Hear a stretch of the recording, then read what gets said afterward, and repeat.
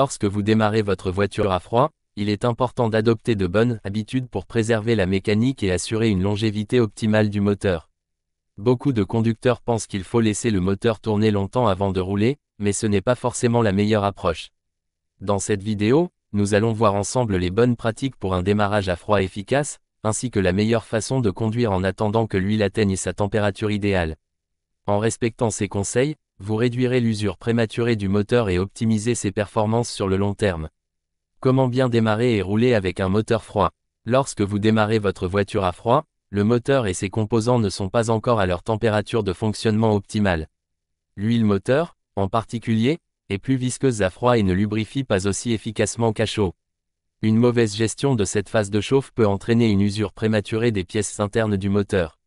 1. Le temps de chauffe. Pourquoi est-ce important? Un moteur thermique fonctionne de manière optimale lorsque son huile et ses composants sont à la bonne température.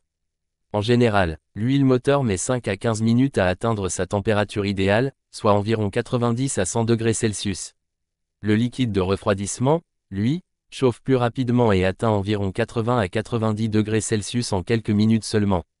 Beaucoup de conducteurs pensent qu'une fois que l'aiguille de température du liquide de refroidissement est à son niveau normal, le moteur est prêt. C'est une erreur. L'huile met plus de temps à monter en température, car elle doit circuler dans tout le moteur et être chauffée par la friction et la combustion. 2. Démarrer et rouler immédiatement, la bonne méthode. Contrairement à une idée reçue, il ne faut pas laisser le moteur tourner à l'arrêt pendant plusieurs minutes.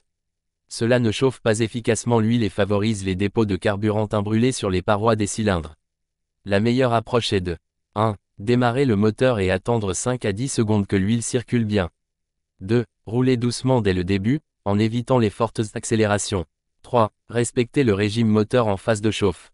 Tant que l'huile est froide, il est conseillé de limiter le régime moteur. Restez sous les 2500 tours, minutes en conduite normale.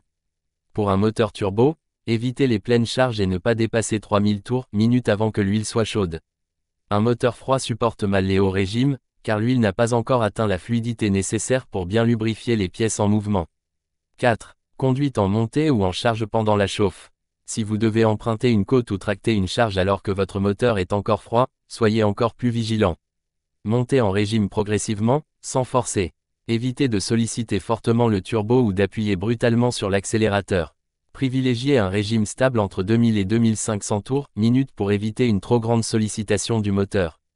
Si possible, roulez quelques kilomètres sur du plat avant d'aborder une montée, afin de laisser le temps à l'huile de chauffer. 5. Différence entre température d'huile et température du liquide de refroidissement. Le liquide de refroidissement chauffe en premier, en 2 à 5 minutes, et atteint rapidement 80 à 90 degrés Celsius. Son rôle est de réguler la température du moteur pour éviter la surchauffe. L'huile moteur chauffe plus lentement, car elle est en contact avec les parois métalliques du moteur et met 5 à 15 minutes pour atteindre 90 à 100 degrés Celsius. Tant que l'huile n'a pas atteint sa température idéale, elle ne lubrifie pas à 100% et ne protège pas complètement les composants internes. Il ne faut donc pas se fier uniquement à l'indicateur de température du liquide de refroidissement. Adopter de bonnes habitudes au démarrage permet de prolonger la durée de vie de votre moteur. Plutôt que de le laisser tourner à l'arrêt, il est préférable de rouler doucement, en évitant les hauts régimes et les fortes charges, jusqu'à ce que l'huile atteigne sa température optimale. Un moteur bien chauffé, c'est une meilleure lubrification, une consommation réduite et moins d'usure à long terme.